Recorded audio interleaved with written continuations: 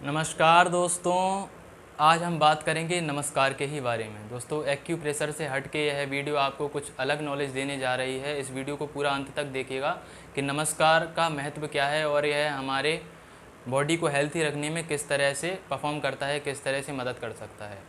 तो दोस्तों, नमस्कार हमेशा हमारे चेस्ट के सेंटर में किया जाता है। इस तरह जब हम अपने चेस्ट पर सेंटर में जो हृदय चक्र है उस पर अपने हाथ रखते हैं तो हमारे ऊपर के 3 चक्र जैसे क्राउन चक्र, थर्ड आई चक्र और थ्रोट चक्र भी बैलेंस होता है और नीचे के सोलर, सैक्युलर और रूट चक्र भी बैलेंस होता है, क्योंकि यह इसके सेंटर में आता है। अब बात करते हैं हमारे हाथों की। जब अपने हाथों को आप इस तरह से जोड़ते हैं तो आपको आंखें बंद करने पर इनमें पॉजिटिव या नेगेटिव किसी भी तरह की वाइब्स फील हो सकती हैं। जब अपनी उंगलियों की टिप्स को आप इस तरह से मिलाते हैं तो आपको ऐसा लगता है जैसे ऊर्जा का प्रवाह एक हाथ से दूसरे हाथ में ट्रांसफ़र हो रहा हो।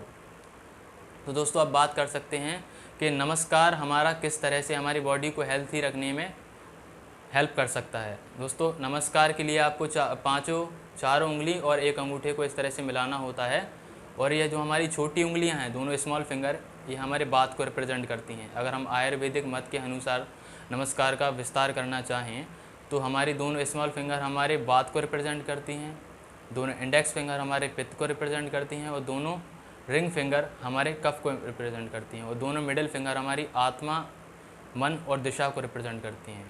तो दोस्तों, जब आप इस तरह अपने हाथों को मिलाकर अपने हृदय चक्र पर रखते हैं तो हमारे सातों के सातों चक्राओं की बैलेंसिंग भी होती है और हमारे वात, पित्त, कफ दोष भी जिनमें इम्बैलेंस हो गया था उनका बैलेंस होना शुरू हो जाता है।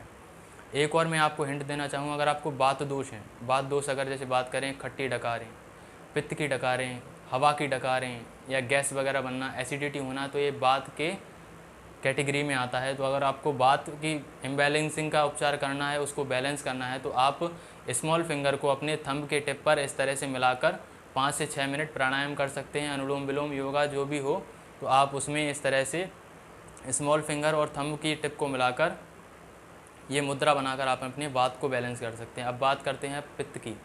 पित्त जैसे एसिडिटी, माइग्रेन, इंडाइजेशन या गैस्ट्रिक, जितने भी इशू होते हैं, पित्तज हमारी बॉडी में हीट बढ़ने की वजह से, जैसे लीवर में हीट बढ़ जाती है तो मांसपेशियों में क्रैम्प्स आते हैं, मस्कुलर क्रैम्प्स आते हैं, थाई रीजन में क्रैम्प्स आते हैं। तो दोस्तों, ये पित्त की रिलेटेड प्रॉब्लम की कैटेगरी में आता है। अगर आपको पित्त को बैलेंस करना है तो दोनों इंडेक्स फिंगर को अपने थंब पर इस तरह से टच करते हैं और इस मुद्रा में आप 5 मिनट जब योग प्राणायाम कुछ भी करते हैं तो आपका पित्त बैलेंस होता है। अब बात करते हैं कफ की।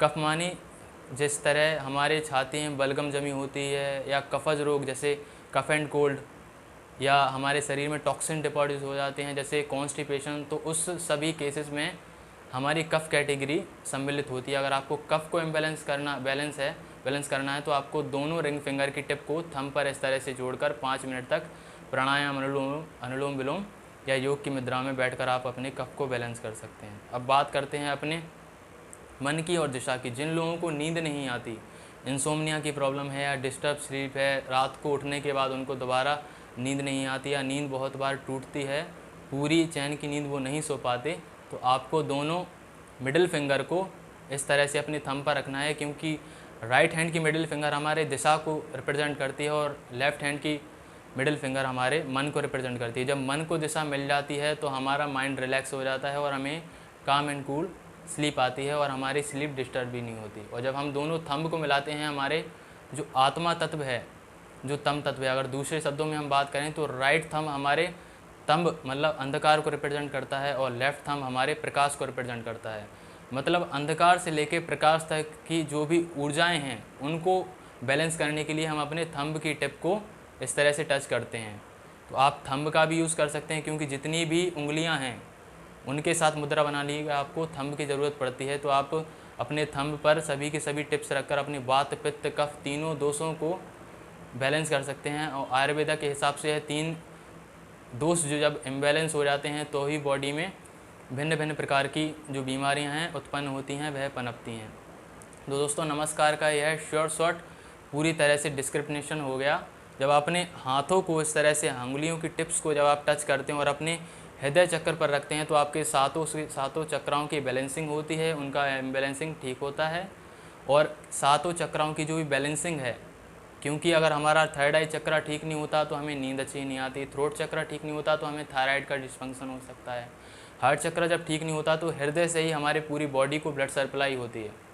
जब हमारा हृदय चक्र में किसी भी तरह का ब्लॉकेज होगा, इम्बैलेंसिंग होगी, तो हमारे बॉडी में ब्लड सर्कुलेशन ठीक नहीं हो पाएगा, क्योंकि हमारा हार्ट ही जिससे हमारे ईच एवरी ऑर्गन्स को ब्लड सप्लाई होता है, वही जब सिक हो जाएगा तो वह अपना काम और ऑर्गन्स को अच्छे से नहीं करा पाएगा।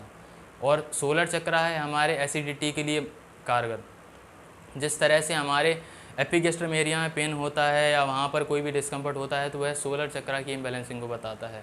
सैक्रल चक्र हमारे नाभि पर स्थित होता है, जब भी हमारे नाभि से रिलेटेड प्रॉब्लम होती है, क्योंकि 100% में से 90% पेट की प्रॉब्लम नाभि के डिसलोकेशन की वजह से होती है, नाभि के खिसकने की वजह से होती है, तो सैक्रल चक्र को भी यह बैलेंस करता है। और रूट चक्र, जितनी भी हमारी हड्डियाँ होती हैं, हमारे मांसपेशी होती हैं, जितनी भी हमारे पाँचों सेंसेस होते हैं, तो उसको हमारा रूट चक्र बैलेंस करता है। जब रूट चक्र की बैलेंसिंग होगी तो हमारे पाँचों सेंसेस, जो भी आँख का देखना, नाक का सूंघना, जीभ का स्वाद लेना, कान का सुनना और त्वचा का सेंस करना, इन सभी की बैलेंसिंग होती है। तो दोस्तों नमस्कार का यह महत्व हो गया आयुर्वेदिक एक्यूप्रेशर के हिसाब से। आयुर्वेदिक, आयुर का मतलब है ज्ञान और वेद का मतलब है जन्म, मतलब जीवन जीने का ज्ञान बताता है आयुर्वेद।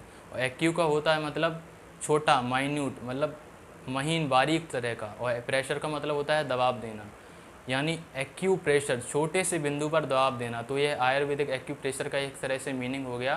तो दोस्तों आयुर्वेदिक एक्यू प्रेशर को आप अपने जीवन में सम्मिलित कर बहुत सारी बीमारियों को, जैसे वात, पित्त, कफ दोषों की हमने बात की, उन सभी को आप बैलेंस कर सकते हैं, उनकी इम्बैलेंसिंग को ठीक कर सकते हैं, उनकी ब्लॉकेजेस को हटा सकते हैं। तो दोस्तों यह वीडियो आपको कैसी लगी? अगर आपको इस वीडियो से कुछ जानकारी मिली हो हमारे तरफ से, तो आप इस वीडियो को लाइक कर सकते हैं, चैनल को सब्सक्राइब कर सकते हैं। आगे आने वाली वीडियोज़ में बात करेंगे और इसी तरह के टॉपिक्स के बारे में। तब तक के लीजिए इजाज़त, धन्यवाद।